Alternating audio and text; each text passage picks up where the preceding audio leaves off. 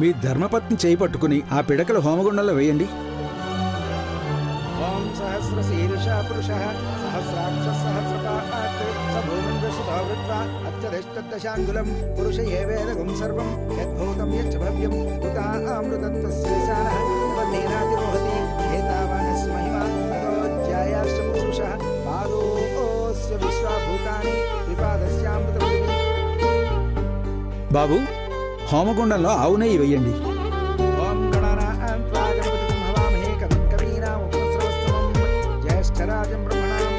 విశ్వం విష్ణుర్వైకారో భూత భవ్య భవత్ ప్రభు భూతకృద్భూత వృద్భావో భూత ఆత్మా భూత భావన భూతాత్మా పరమాత్మా చ ముక్తానాం పరమాగతి అవ్యయ పురుష సాక్షి క్షేత్రజ్ఞోక్షర ఏవ చ యోగో యోగ విదాన్నేత ప్రధాన పురుషేశ్వర.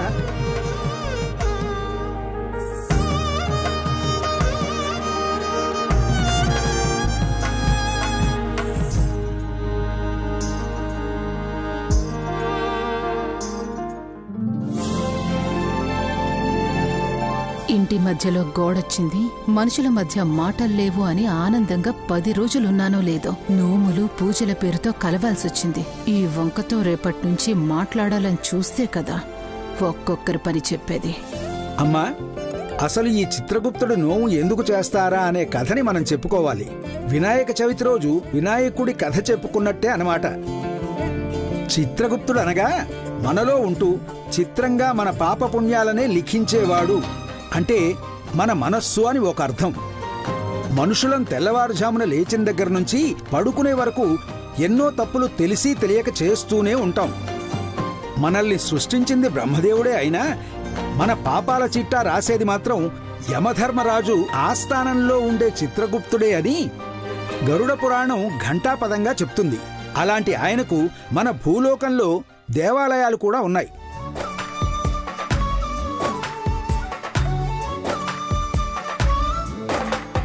సీతారాములు సైతం చిత్రగుప్తుణ్ణి కొలిచినట్టు పురాణ ఇతిహాసాలు చెప్తున్నాయి. అయోధ్యలో చిత్రగుప్తుడి దేవాలయం కూడా ఉంది. దాన్ని ధర్మపురి చిత్రగుప్త దేవాలయం అంటారు.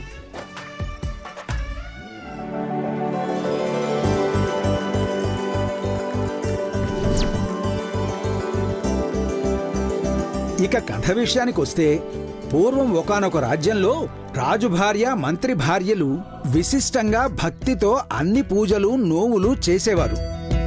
రాజు భార్య మాత్రం చిత్రగుప్తుడి నోము చేయడం మర్చిపోయింది. మంత్రి భార్య చేసింది. ఇద్దరూ కాలక్రమంలో చనిపోయారు. చిత్రగుప్తుడు రాజు భార్యకి నరకాన్ని, మంత్రి భార్యకి స్వర్గాన్ని విధించాడు. ఇదేమిటి అని రాజు భార్య చిత్రగుప్తుణ్ణి అడుగగా దానికి సమాధానం ఇస్తూ, ఓ తరుణీమణి, తమరు మంత్రి భార్య గారితో పాటు అన్ని నోములు నోచారు. ఒక్క నా నోము తప్ప అందరి దేవతలను ఆరాధించి నన్ను విస్మరించడం మమ్మల్ని అవమానించడంతో సమానం. దైవదూషణ ఎలా అయితే క్షమించరాని నేరమో విస్మరించడం కూడా. అందుకే నీకు నీ భర్తకి నరకం ప్రాప్తిస్తుంది అని సెలవిచ్చాడు. అప్పుడు రాజు భార్య క్షమించమని వేడుకుని తాను చేసిన తప్పుకు తన భర్తకు కూడా శిక్ష విధించొద్దు అని వేడుకుంది. తమరు అనుమతిస్తే నోము నోచుకుని వస్తాను అని ప్రాధేయపడగా చిత్రగుప్తుల వారు కరుణించి భూలోకానికి పంపారు.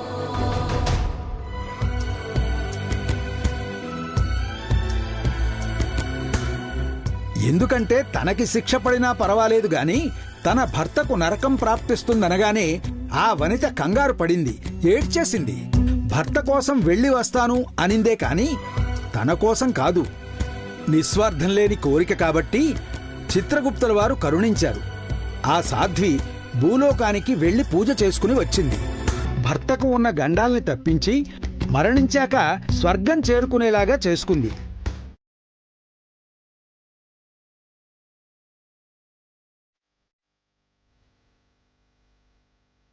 అంత గొప్పది అర్ధాంగి ప్రేమ. ఊరికే అంటారా అర్ధాంగి అని? సాక్షాత్తు ఆ శివయ్యే తనలోని అర్ధభాగాన్ని ధర్మపత్ని అయిన పార్వతీదేవికి ఇచ్చేశాడు. ఇంక మనమెంత చెప్పండి.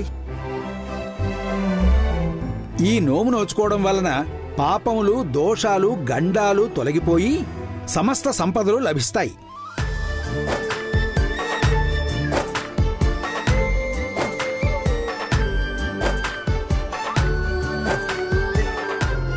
అయ్యా, ఇంతటితో కథ పూర్తయింది. పూర్ణాహుతిని దంపతులిద్దరూ కలిసి హోమంలో వెయ్యాలి. వేసే ముందు ఇరువురూ ఒకరి కోసం ఒకరు పతి క్షేమం పత్ని క్షేమం వంశాభివృద్ధి జరగాలని మొక్కుకుని పూర్ణాహుతి వెయ్యండి. తీసుకోండి బాబు. ఓం యజ్ఞనారాయణాయ నమః. హోమనారాయణాయ నమః. నమోస్వనంతాయ సహస్రమూర్తయే సహస్రపాదాక్షి శిరోరుబాహవే. స్వామి, ఆఫీసర్కున్న గండాలు తొలగిపోవాలి. అందరం మళ్ళీ ఎప్పట్లా కలిసుండాలి.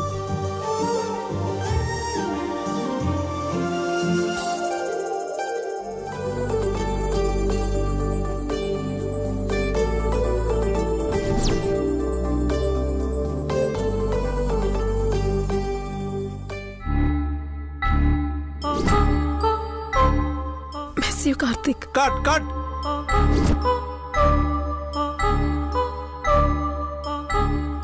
ఆ అమ్మాయి కొట్టినందుకు ఫీల్ అవుతున్నారా సార్? ఆ అమ్మాయి కొట్టినందుకు ఫీల్ అవ్వట్లేదురా. ఆ అమ్మాయి హగ్గు నుండి వెళ్ళిపోయినందుకు ఫీల్ అవుతున్నాను. ఏముందిరా అది? మైండ్ నుంచి పోవట్లేదు. ఎంతో మందితో రొమాన్స్ చేశాను, బట్ ఈ అమ్మాయిని హక్ చేసుకున్నప్పుడు వచ్చిన ఫీల్ ముందు అవెందుకు పనికిరావురా. ఎలా అయినా దాన్ని లొంగ తీసుకోవాలి. నా సినిమాలో హీరోయిన్ గా దాన్ని పెట్టాలి. కానీ ఆ అమ్మాయి మిమ్మల్ని కొట్టింది కదా సార్, బాగా పొగరు అనుకుంటా. అలాంటి పొగరున్న గిత్తను లొంగ తీసుకుంటే వచ్చే మజానే వేర్రా. లొంగుతుందంటారా? కనకరాజు ఉన్నాడుగా, వాడే సెట్ చేస్తాడు. కానీ ఆ అమ్మాయికి హీరోయిన్ అయ్యేంత ఫేస్ వాల్యూ ఉందంటారా? నీ డౌట్ ఇప్పుడే క్లియర్ చేస్తాను.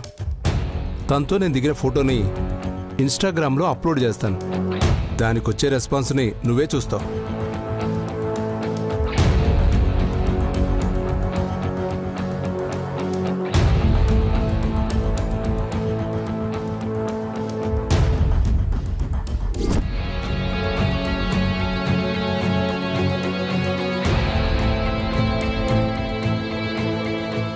దిలీప్, వెళ్దామా? శ్రీజ, మీ ఫ్రెండ్ సంపద గురించి ఏమైనా తెలిసిందా? లేదు, అదే చూస్తున్నాను. అవును, నీ ఫ్రెండ్స్ సెర్చింగ్ ఎంతవరకు వచ్చింది? చూస్తున్నారు. చెప్పరా. దిలీప్, నువ్వు వెతుకుతున్న అమ్మాయి డైరెక్టర్ డానియల్తో ఫోటో దిగింది. నీకు ఫోటో పంపించాను చూడు. శ్రీజ, సంపద డైరెక్టర్ డానియల్తో ఫోటో దిగిందంట. అవునా?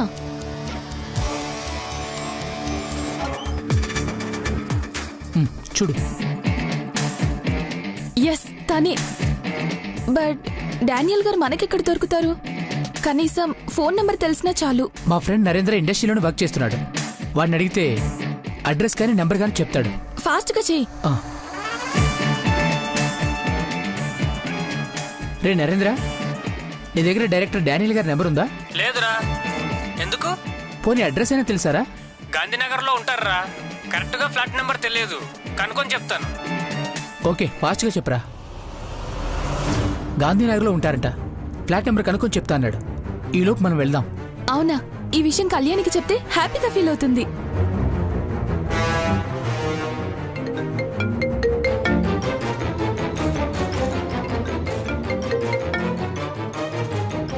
లిఫ్ట్ చేయట్లేదు. సరే, ముందు డైరెక్టర్ని కలుద్దాం. సంపద గురించి తెలుసుకుందాం.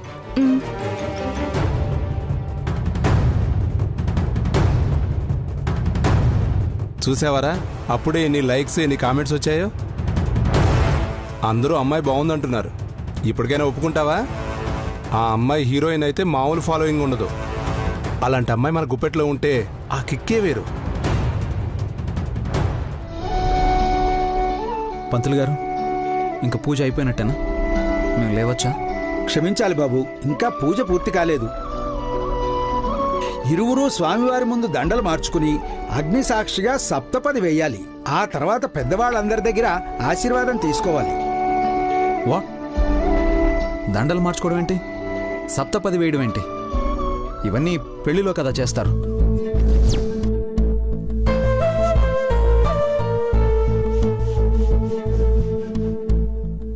ఇంకా అర్థం కాలేదా శౌర్య? ఈ పూజను అడ్డం పెట్టుకుని నీకు కళ్యాణికి మళ్ళీ పెళ్లి చేయాలని చూస్తున్నారు.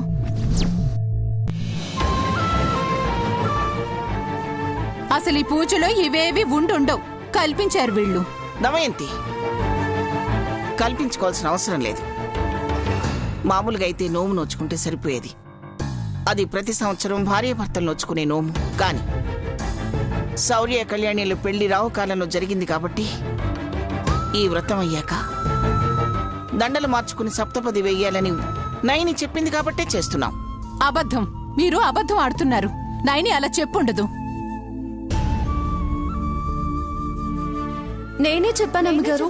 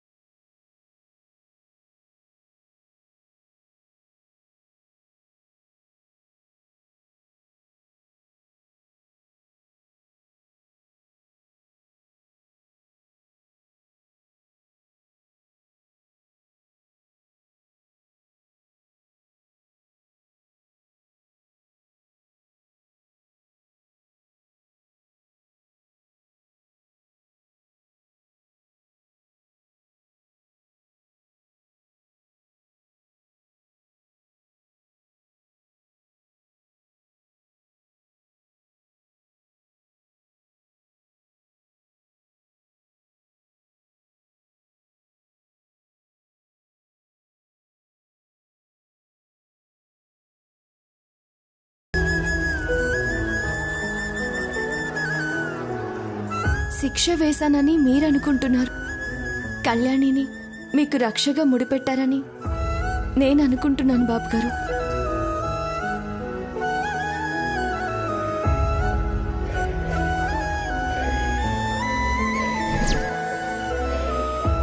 ఇప్పుడు మీరు కళ్యాణి మెడలో దండ వేసి 7 అడుగులు వేస్తే ఏమవుతుంది? మిమ్మల్ని ప్రేమించే వాళ్ళ అందరి మనసులు ప్రశాంతంగా ఉంటాయి. అలా కాకుండా పూజ మధ్యలోనే మీరు వెళ్ళిపోతే రేపు పొద్దున ఏదైనా ప్రమాదం జరిగితే అందరికన్నా ముందు బాధపడేది మీ అమ్మగారే బాబు.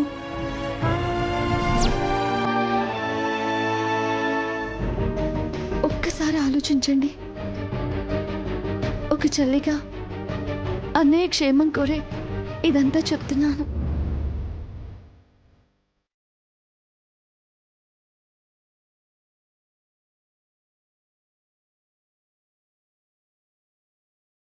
దమయంతమ్మ గారు,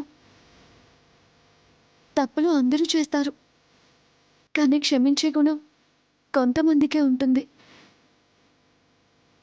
అది మీకుంది అని అనుకుంటున్నాను. కళ్యాణి మీద కోపంతో సప్తపది వేయొద్దు అంటున్నారే కానీ మీ అబ్బాయి క్షేమం కోసం ఒప్పుకోవాలని మీ మనసులో కూడా ఉంది. ఒప్పుకోండి అమ్మగారు. పట్టుమని 10 నిమిషాలు మీరు మీ కోపాన్ని వదులుకుంటే శౌర్యబాబు గారికి గండాలు పోయి మీ కళ్ళ ముందే ఆనందంగా ఉంటారు.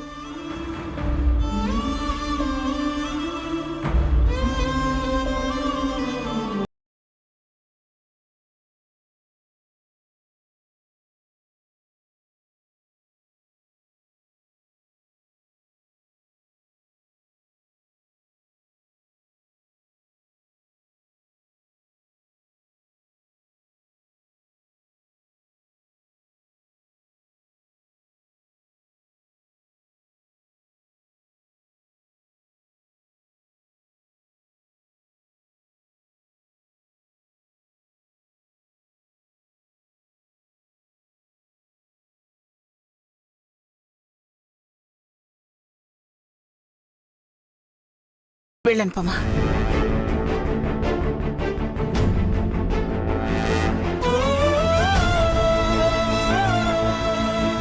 ఇవిగోండి.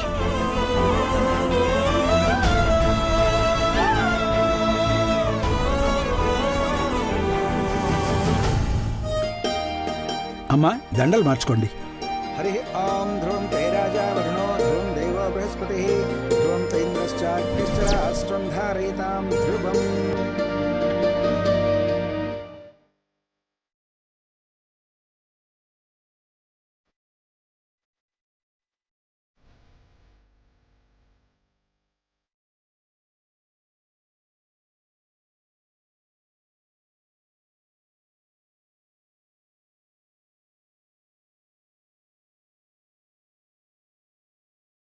బాబు మీరు దండ వేయండి.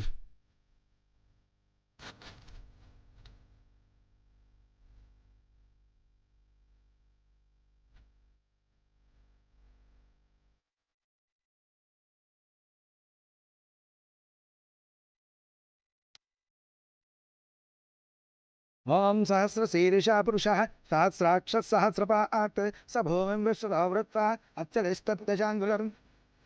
బాబు అమ్మాయి కాలికి మెట్టలు తొడగాలి.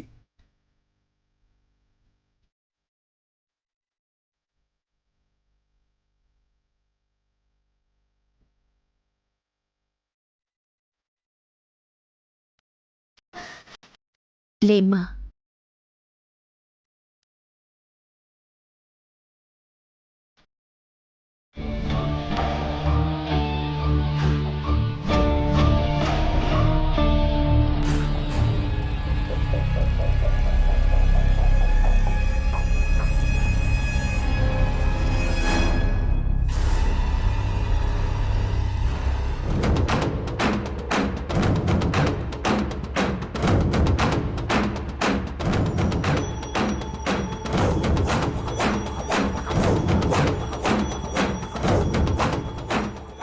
ఆగండి మేడం.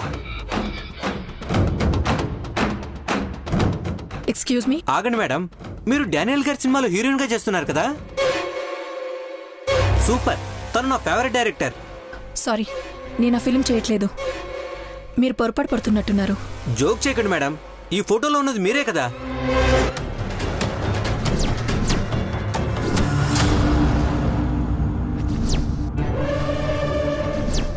ఒక సెల్ఫీ మేడం.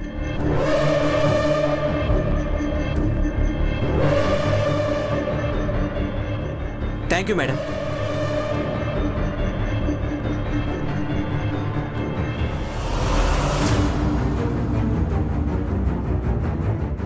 సిద్ధు, ఆ డైరెక్టర్ నాతో దిగిన ఫోటోని సోషల్ మీడియాలో పోస్ట్ చేశాడు. వాట్? అవును సిద్ధు, ఆ ఫోటోని శౌర్య చూస్తే ప్రాబ్లం అవుతుంది. నాకు తెలిసి ఇప్పటికే మన గురించి ఎంక్వైరీ స్టార్ట్ చేసుంటాడు. ఎలాగైనా ఆ ఫోటోని డిలీట్ చేయించు సిద్ధు. నువ్వు టెన్షన్ పడకుండా ఇంటికి వెళ్ళిసా, నేను ఏదో ఒకటి చేస్తాను. ఓకే.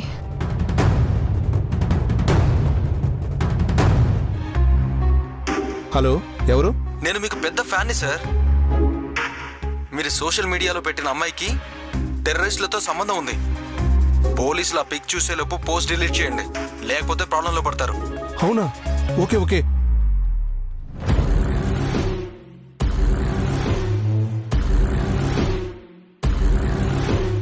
ఎందుకు సార్ ఫోటో డిలీట్ చేశారు? ఆ అమ్మాయికి టెర్రరిస్టులతో లింక్ ఉందంటరా. మీరన్నట్టు అమ్మాయికి మంచి ఫాలోయింగ్ ఉంది సార్.